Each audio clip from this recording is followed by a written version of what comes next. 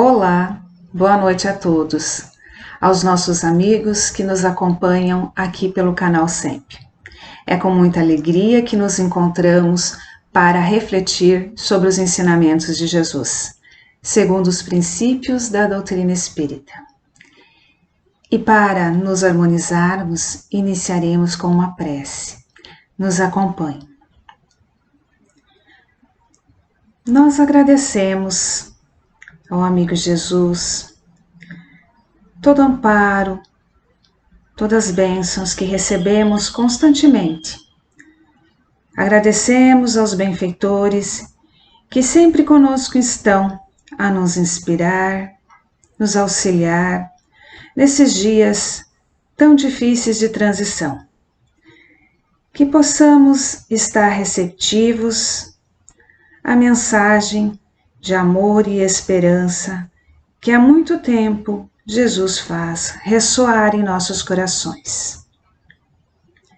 Que possamos vivenciá-la em atitudes, em ações, em nossas vidas e daqueles que conosco estão nesta caminhada.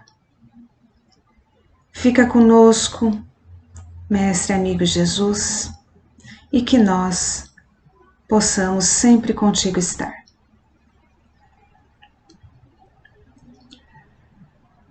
Há mais de 2000 anos, quando Jesus trouxe ao mundo a mensagem da Boa Nova, aqui ele encontrou a Terra já em um grande avanço, com muitos avanços culturais. Na Grécia, as artes haviam atingido um alto nível, e em Roma haviam bibliotecas por toda parte, que divulgavam a política, a ciência, a filosofia, a religião. Em todos os lugares, as organizações progrediam, mas a educação encontrava-se em lamentável pobreza. O cativeiro era aceito e garantido por lei. A mulher era desvalorizada em quase todas as regiões.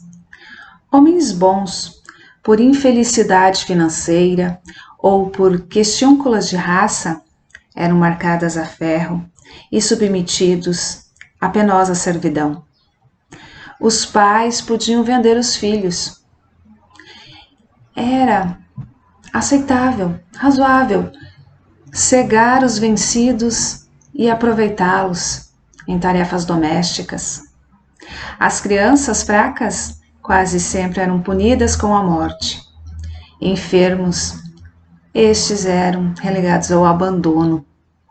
As mulheres infelizes podiam ser apedrejadas em praças públicas com apoio da justiça.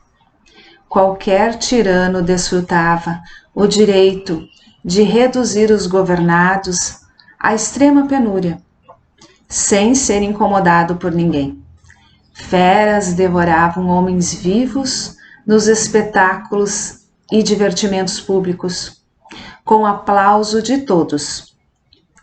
Raras as festividades do povo que transcorriam sem derramamento de sangue, como impositivo natural dos costumes. Então, vem Jesus, e com ele começa uma era nova para o sentimento. Ele, condenado ao supremo sacrifício, crucificado, sem reclamar e rogando perdão para aqueles que o perseguiam e feriam, vem nos ensinar. Ensina-nos a todos, dando como um remédio homeopático, gota a gota, um medicamento, na índole dos seus seguidores, proporcionando novas disposições espirituais. Isso começa com seus discípulos, que consagram-se ao serviço de seus semelhantes, ao auxílio dos seus semelhantes, Pedro e os companheiros dedicam-se aos doentes e infortunados. Criam casas de auxílio, de socorro aos necessitados. Também escolas de evangelização. Pouco a pouco, altera-se a paisagem social no curso dos séculos. Os aprendizes do Evangelho ensinam a compaixão e a solidariedade, a bondade e o amor. Ensinam a fortaleza moral e a esperança. Senhores de fortuna, tocados em seus corações, libertam seus escravos. Doentes encontram remédio. Mendigos acham um teto. Órfãos recebem um lar. Nova mentalidade surge na terra. A gentileza e a afabilidade passam a reger o campo das boas maneiras, das boas ações, sob a inspiração do Mestre crucificado. Homens de pátrias e raças diferentes aprenderam a encontrar-se com alegria e até dizerem: meu irmão. Esta mensagem, este belo texto, encontra-se no livro Roteiro de Emmanuel, uma psicografia de Francisco Cândido Xavier. Ele tem como título Evangelho e Educação. Todo esse painel pintado aqui pela essa riquíssima narrativa de Emmanuel certamente nos permite analisar toda essa trajetória. Podemos visualizar como cenas de um filme todo o desenrolar da história. Poderíamos até dizer da nossa história. Mas também foi possível perceber que Jesus vem romper com aquele pensar, aquele agir, naquela sintonia bastante primitiva, ligada ao mal. Ele vem nos trazer a mensagem do amor, do perdão, da humildade, da fraternidade, da empatia, da benevolência, da afabilidade e da doçura. Temas do Evangelho da noite de hoje, a afabilidade e a doçura, que estão lá no capítulo 9 do Evangelho segundo o Espiritismo, que tem como título este capítulo, Bem-aventurados os brandos e pacíficos. É uma mensagem ditada por Lázaro. O autor vem nos falar da afabilidade e doçura, estas duas virtudes pouco citadas, pouco compreendidas pelos homens, mas exaltadas por Jesus, tão importantes e necessárias, pois com elas em ação seremos bem-aventurados. A afabilidade é a qualidade de quem é cortês, de quem é amável, agradável. É com aquela pessoa que se pode falar facilmente, é acessível. A doçura é a qualidade de quem é bom, de quem é meigo, de quem é brando. Lázaro escreve que a afabilidade e a doçura se originam da benevolência. Esta qualidade de quem é bom, é a boa vontade, a bondade para com alguém, que por sua vez é fruto do amor ao próximo. Isso significa que não basta termos atitudes exteriores de boa educação, ter gestos e atitudes contidas, amáveis, sermos afável ao falar, pois estas qualidades são resultados de treinamento social, de aparência, de uma boa educação, pois a educação e o traquejo do mundo podem dar o verniz destas qualidades. E não será porque sorrias a todo instante que conseguirás o milagre da fraternidade. Emmanuel diz: a incompreensão sorri no sarcasmo e a maldade sorri na vingança. Não é porque distribuis beijos e abraços a todos que te tornas uma pessoa boa. Judas, enganado pelas próprias paixões, entregou o mestre com um beijo. Quem deseja ser afável e doce com o próximo precisa ter boa vontade, compreender seus erros, suas imperfeições, suas dificuldades. São bem-aventurados os que, se esforçando por compreender e aceitar todas as pessoas como são, vai auxiliá-las.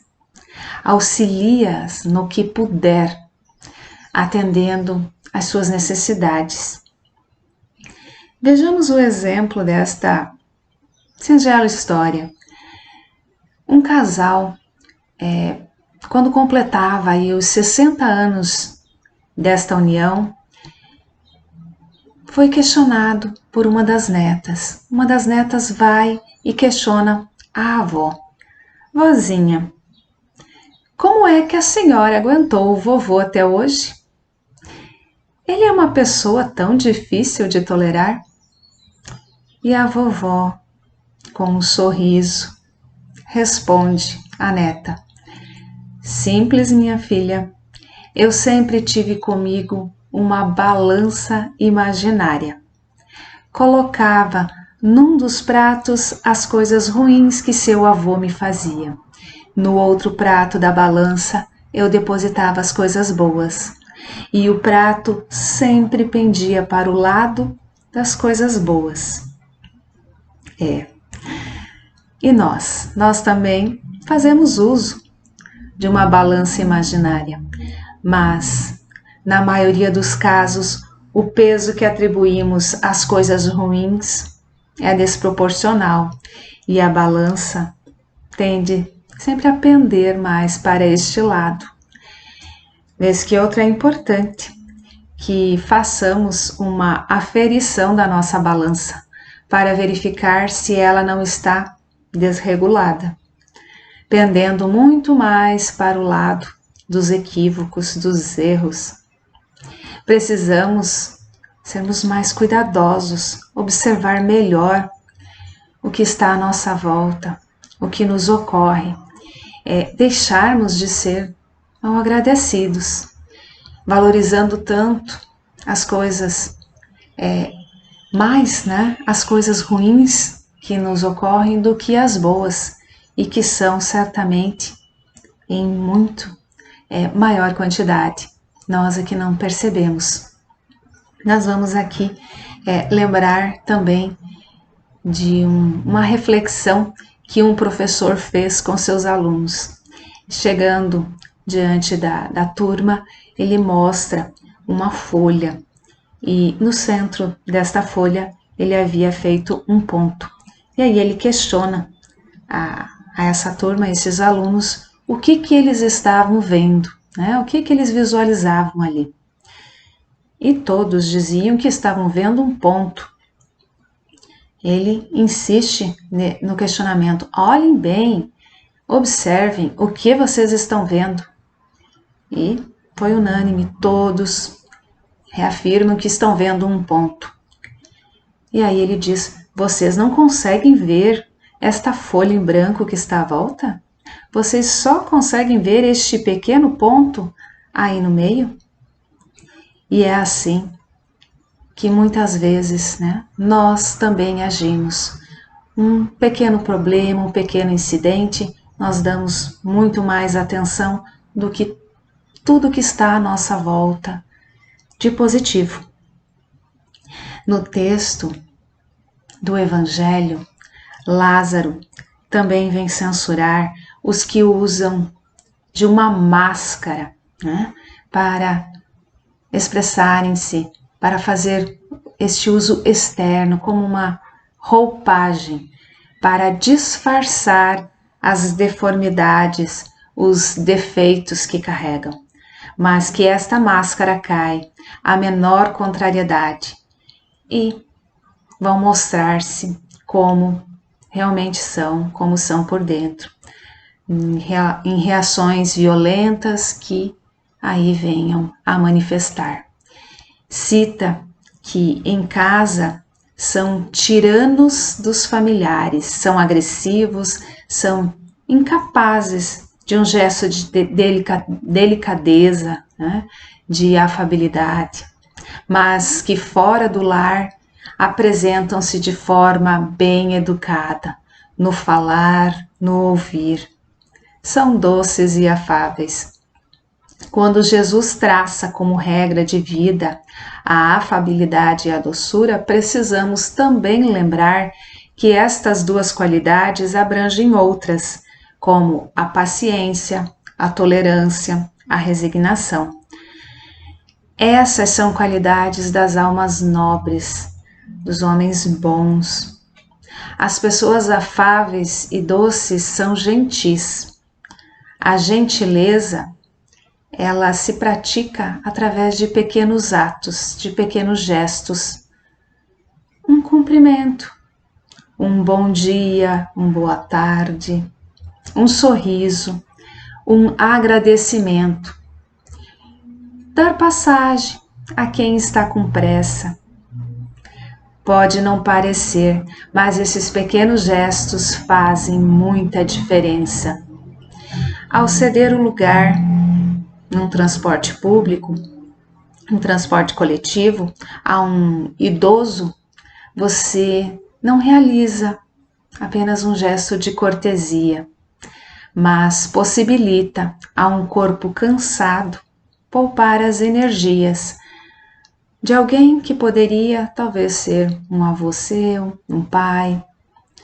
Ao sorrir discretamente, dando a oportunidade a um desafeto para refazer uma amizade, você não age tão somente por educação. Você apaga mágoas e ressentimentos, enquanto está a caminho com quem magoou. Quando ajuda um enfermo, cansado a vencer um obstáculo, as dificuldades, você não age apenas por uma questão de gentileza. Você coopera para que a vida se torne melhor. Você proporciona esperança a alguém que está sofrendo. É através de pequenos gestos que começamos a mudar o mundo. A gentileza traz a paz, a tolerância, a paciência, a capacidade de perdoar. Gentileza é uma maneira de pensar, de enxergar as pessoas, é tratar o outro como gostaríamos de ser tratados. É muito mais do que um código de boa conduta, uma etiqueta social. A pessoa verdadeiramente gentil não espera nada em troca. Ela é verdadeira, ela é honesta. Ela age com sinceridade. Não enaltece ninguém apenas por ser gentil, por uma norma de educação. Ao contrário, ela diz sim da mesma maneira como diz um não quando necessário. Ser gentil não é sinal de fraqueza. Não revidar uma agressão também não é sinal de fraqueza. Ao contrário, fraco é o agressor, que não consegue resolver as coisas de maneira educada, de uma forma pacífica. A pessoa gentil é flexível, espera o momento certo para agir, trata o próximo com afeto, com carinho, como gostaria de ser tratado. sinônimos da afabilidade e da doçura. E vamos aqui também elucidar com a história da chave, do livro Lindos Casos de Chico Xavier. É uma obra de Ramiro Gama.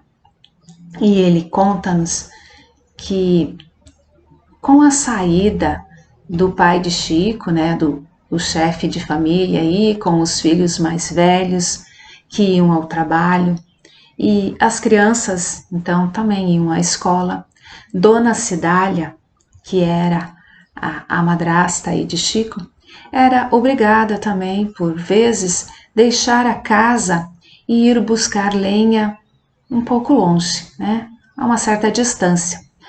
E ela percebe que começam a surgir aí alguns problemas, né? Surge uma dificuldade, pois certa vizinha, vendo a casa fechada, ia ao quintal e colhia suas verduras. Mas a madrasta aí bondosa começou a preocupar-se, pois ela precisava daquelas verduras. Com a venda, né, daquelas hortaliças, ela conseguia aí o dinheiro para manter as crianças na escola. Mas ela também não queria criar aí um problema maior, uma dificuldade com a vizinha, ofendê-la, né, por causa de repolhos e alfaces, né? Então ela chama Chico. Ela lembra que Chico sempre conversava aí com a sua mãezinha, o espírito da Dona Maria, e pede a ele que, então, peça a ela um conselho, o que poderia fazer para resolver este problema. Caso contrário, não teriam dinheiro para manter aí a escola. Chico procura, né, aí finalzinho da tarde, lá no quintal, fazendo as suas preces, ele chama aí, né, vem aí então o espírito da mãezinha. E ela então, atendendo ao pedido do menino, de Chico, traz-lhe esta mensagem: diga a Cidália que realmente, né, não devemos brigar com os vizinhos, que sempre são pessoas de quem necessitamos. Será então aconselhável que ela dê a chave da casa à amiga que vem furtando a sua horta, sempre que precise ausentar-se, pois dessa maneira a vizinha, ao invés de prejudicar, irá ajudá-la, né? Irá tomar conta não só das verduras, mas também da casa. E foi isso que Dona Cidália então faz, seguindo o conselho, né? A determinação aí dada por Chico. Foi assim que a vizinha então, tendo que tomar conta da casa, né, acabou mudando o seu comportamento. E ela, desta forma, né, conseguiu manter a amiga, a vizinha, auxiliando-a. A pessoa gentil, ela é forte, sabe defender seus pontos de vista com brandura, mas com firmeza também. A gentileza, ela é exercitada por pessoas que têm capacidade de perdoar. Dissemos que a afabilidade e a doçura abrangem a paciência e a tolerância. Aquele que erra, muitas vezes, ele faz por limitações, por dificuldades que ainda carrega em seu íntimo. Mas haverá de se dar conta dos erros, arrepender-se e refazer seus passos. Esta é uma lei, né? É a lei do progresso. E está nessa lei. Assim, os erros do próximo podem servir para o nosso aprendizado, para que possamos analisar, observar, e dessa forma, aprendendo, refletindo. Mas eles não precisam do nosso julgamento. Aquele que julga, ele coloca-se num patamar mais elevado. e nem sempre nós somos merecedores. Ainda não temos condições de nos manter neste patamar. Já aquele que compreende, coloca-se em igualdade, percebendo que também carrega paixões, dificuldades e que em algum momento também poderá cair, elas poderão se manifestar. Dessa forma, precisamos olhar o erro do outro com compreensão. A compreensão vai substituir o julgar. A afabilidade vai substituir a intolerância, a inclemência. E seguindo essa lógica, nós vamos entender bem melhor os ensinamentos de Jesus. Quando Jesus faz da brandura e da moderação uma lei. Bem-aventurados os brandos e pacíficos, condenando toda forma de violência, pois nós fomos criados para amar. E Jesus nos convida a segui-lo, a praticar a boa nova, o Evangelho. E isso nos mostra a necessidade do autoconhecimento, porque não basta conhecermos o Evangelho se não sabemos colocar em prática, se não sabemos praticá-lo no nosso dia a dia, em relação a nós e aos outros. O primeiro passo é saber quem somos, quais são os nossos defeitos, as nossas virtudes. A isso nós chamamos processo de autoconhecimento. Para nos libertarmos do egoísmo, precisamos nos conhecer, aceitar as coisas boas que temos, bem como as nossas imperfeições, considerando que somos espíritos em evolução.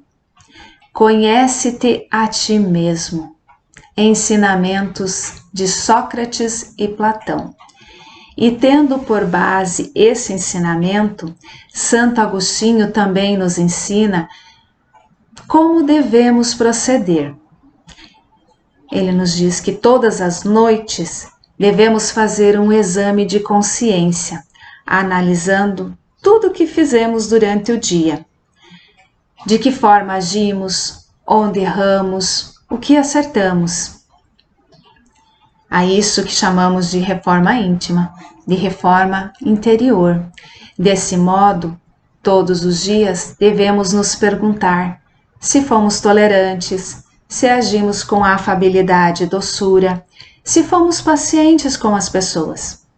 E se não fomos, se ainda temos dificuldades em colocar em prática essas ações, devemos usar de tolerância para conosco, pedindo forças a Deus, a Jesus, aos benfeitores, para que no dia seguinte possamos fazer o que não conseguimos fazer no dia de hoje, agirmos de forma correta. Para que isso aconteça, precisamos ser honestos e sinceros para conosco, nos enxergando o mais real possível, a fim de reformar o nosso caráter, reprimindo as nossas más tendências, melhorando o que já temos de bom e permanecendo no caminho do progresso. Difícil? Lento, mas sempre o progresso. A honestidade e a sinceridade conosco nos leva a ser autênticos, a nos apresentarmos a todos como somos, imperfeitos sim, mas esforçando-nos para nos melhorar sempre. Esse esforço aparece quando sentimos um impulso, uma vontade, muitas vezes de agredir, de revidar, mas nos controlamos. E aí não há hipocrisia. Independente dos outros perceber ou não, o nosso esforço de bem proceder é o que vale. É uma agressão que poderíamos ter agido, ter feito contra alguém, que foi sentida, que foi pensada, mas não foi realizada. E isso podemos dizer que é uma vitória. e que vai nos estimular até ao ponto que não haja mais a necessidade do raciocínio de reprimi-la, pois ela já estará assimilada em nosso ser, no nosso interior. Assim, termina Lázaro o Evangelho com esta mensagem: aquele cuja afabilidade e a doçura não são fingidas, jamais se desmentem. É o mesmo para o mundo como na intimidade. E sabe que se pode enganar os homens pela aparência, não pode nunca enganar a Deus. Só pode dar amor àquele que tem. E partindo, pois, do amor que sentimos por nós mesmos, podemos amar o próximo. Vamos, então, pedir que o Criador nos ampare sempre nesta caminhada, que possamos a cada dia avançar nessa trajetória, que Jesus sempre esteja conosco e que nós possamos sempre estarmos com Ele. Agradecemos a todos que nos acompanharam nesta reflexão. Uma boa noite e até um próximo encontro.